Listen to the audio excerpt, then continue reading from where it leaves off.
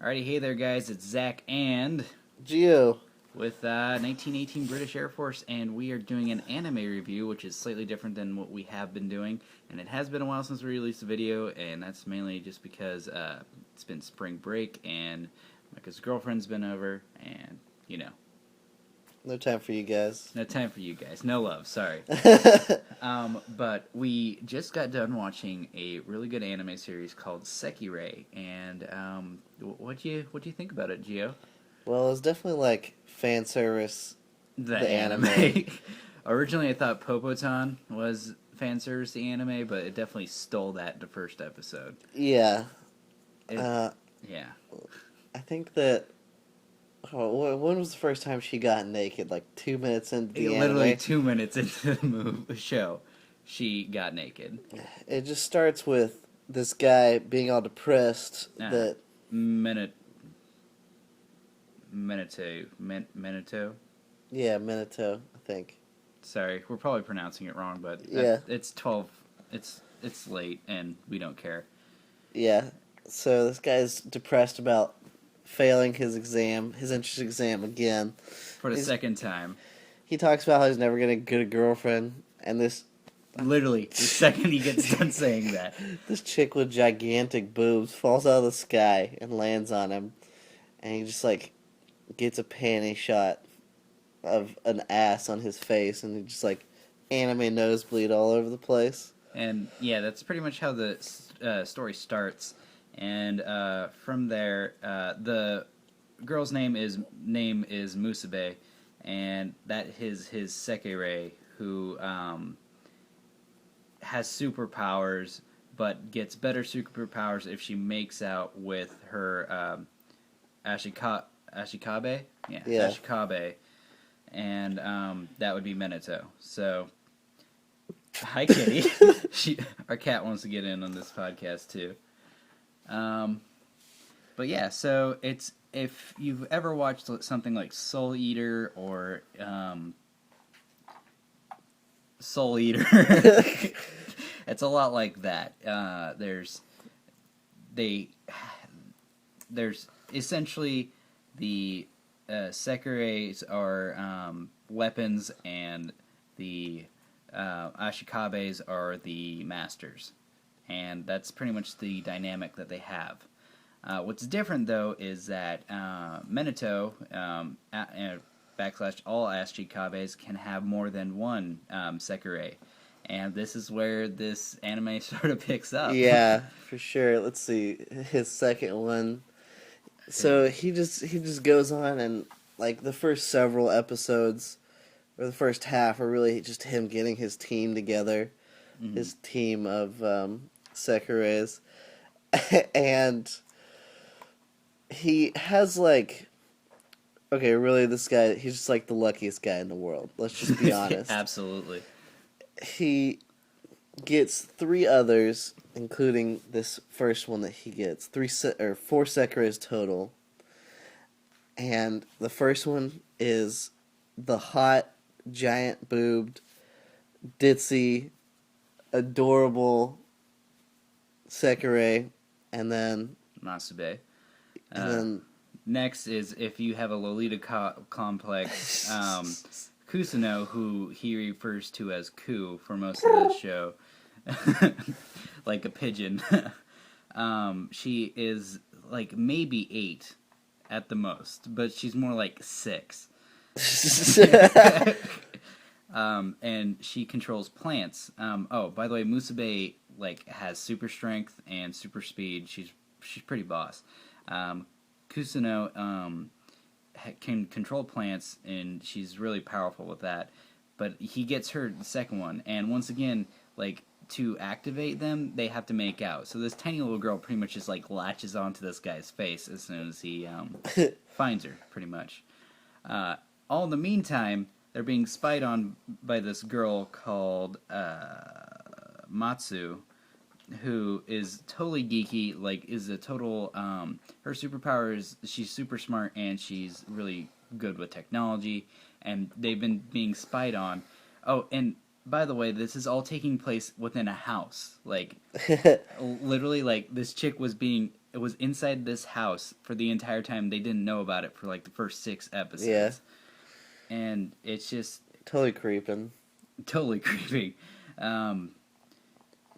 But yeah, so and then after that they get Scoomy, right?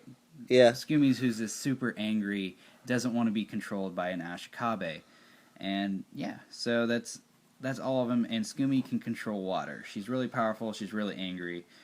And Really hot. Really hot. Yeah, she's like the closest they could get to a Neko. If you look how her hair's parted, it's like ears, and then she has like the one singular fang that all Nekos have in anime. But Totally okay with it. yeah, me too. But yeah, so like in the first episode, he gets kicked out of his apartment because Masabe was in there, and for some reason the crazy landlord said no. And they find this other place. What's it called? Oh. Mansion Izumo. Yeah. Masone. What's Masone, but it's Mansion. Izumo. And this lady named Mia is running it as a boarding house. And just so happens there's a bunch of Sekirei that live there. She's also a Sekirei, but that's kind of a spoiler. There's going to be spoilers in this, so get over it. This cat's loving me right now. Sorry, getting Just distracted. like sleepiest kitty. Loving this. But yeah, so other than capturing women, which it's basically Pokemon the women, And then there's like 2 guys. There's 2 guys that look like women. That look like women and are completely schmexy. So like they're basically Duke Devlin. But let's see. So there's this thing called the Sekirei Plan where they're literally all battling throughout this city, this capital, and to become the last one, and the last one gets ascended to heaven, pretty much. The last one gets to stay with her, Ashikabe forever. Yeah. And then there's some of this weird ascension thing that they're talking about in the beginning. But yeah, they really didn't cover that. Very well. They probably will in the second season, which is not subbed or dubbed yet. So yeah, which is a shame. Sad day. We probably would have watched that tomorrow. But let's see. So this Sekirei Plan is ran by this company, and more specifically, the CEO of this company called the NBI, and the CEO is Professor Menica. Professor Menica. He's this crazy, super crazy guy, but he's super smart. And the voice actor is Dr. Stein from Soul Eater. Yeah. And that always makes for a fantastic anime. It's true. Yep. We're eventually going to put up other posts of like Yu Yu Hakusho and stuff like that when we get around to it. Yeah. But yeah, he plays the perfect crazy guy in any anime, and he's does a lot of narrating. In like the first episode, the 6th episode, and the 12th episode, which is the end of the season, and he does narrations in all 3 of those, and they're fantastic. He's super crazy. He's a lot of fun. Yeah, he's as always really funny. Also, if you're a Soul Eater fan, Death the Kid's in this. Plays a rich kid, of course. One of the Ashikabes. Yeah, and he's always biting his thumb like Death the Kid does. Yeah. So it's pretty awesome. I think there's a lot of nods to Soul Eater in this. True. Or like they're made by the same company or something. Yeah, it's gotta be something. There seems to be a lot of correlation between the 2 of them.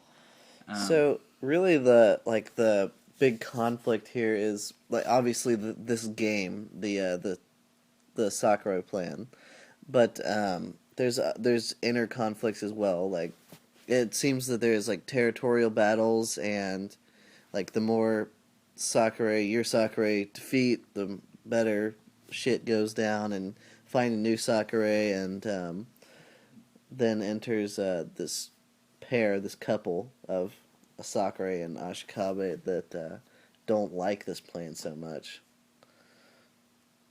Yeah, they didn't really expand on it in the first season, but it's definitely going to be in the second season. Like, it needs to be in the second season to be explained, because there's definitely like you said, definitely territories.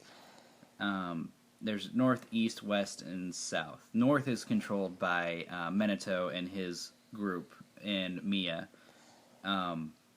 East, west, and south is controlled by other factions. West, I believe, was controlled by NIB, or sorry, NBI. I'm gonna say it wrong every time. East is controlled by the rich kid, I believe, and South was controlled by some other rich asshole. But yeah, so there's a lot of stuff that they set up for the second season, which I kind of didn't like. They could have explained a little bit better. Yeah. And they kind of introduced a lot of characters and just kind of cut it off for the second season, which I didn't like. But it's a really good anime. It's definitely a good time killer. Yeah, it's one of those animes where the guy is completely afraid of, like, completely embarrassed by all the attention that he's getting from all these women, because when a Sakura emerges, which means when they, like, kiss their Ashikabe, when they emerge, they, like, fall in love with him hardcore. Absolutely. And so this guy has 4 women who all, like, absolutely love him, including this 8-year-old girl. Maybe. More like 6. Yeah, more like 6. Completely in love with him, and all fighting each other. And it's like, it's an amazing dynamic. And it definitely, like, adds that anime drama that you love. It's very much like Love Hina in that respect, where, like, there's a lot of female attention towards one guy, and he's very embarrassed. And also, like, if you could mix Kiss X Sis with Love Hina and Soul Eater, yeah, and a bit of Pokemon, that's pretty much what this anime is. If you're not a fan of nudity, I'd probably stay away from this anime. There's a lot of nudity in it, but it's in the same way as, like, Popoton, where it's not erotic. It's not erotic. It's just like the most ridiculous stuff. Like, they'll be fighting and only an attack will come off and, like, their bodies will be completely fine. I think, like, I saw, like, one person actually break skin or get a bruise. Absolutely. And the rest of the time they're just like, oh, you damaged my clothes and they fell off. My boobs are exposed. Damn it. Not again. Yeah, so that's pretty much everything I wanted to cover with this. Gio, what's your favorite character in this anime? Oh, God. Should have sprung this on me earlier. Let's see. I'm going to have to go between the twins, like the whole twins and their Ashikage. Seiyo. Seiyo is like, imagine Spike Spiegel, the Weapon Meister, and that's pretty much who he is, because he's like the sleaziest bastard, but at the same time really good at everything. I know you didn't watch Darker Than Black, but if any of you guys did, he's kind of like the private detective, the private investigator on Darker Than Black, but a little more cool, less loser. But he acts like him. It's pretty funny. Yeah, he's actually totally a bum too, and he's actually my favorite character too. So we don't have to go into mine, but he's definitely a really funny character. He's a total bum, and he's a lot of fun to watch. And he has twins, which he makes out with constantly. And he dresses them up in S&M gear. Oh my god! There's so much fan service in this anime. It's offensive. I mean, if you're a woman, it's offensive. If you're a guy, it's just like... If you're a woman, there's plenty of schmexy guys in there, too, though. Yeah, but I think at the end, spoiler alert, I think they revealed that, like, schmexy guy was actually a woman. There's that other one, though. There's that other one who's a total girly guy. Like, some yaoi. Yeah. Some yaoi fan art. What's going on there? That guy might be a woman, but I don't know. Anyway. All right, well, so I think we're going to wrap this up.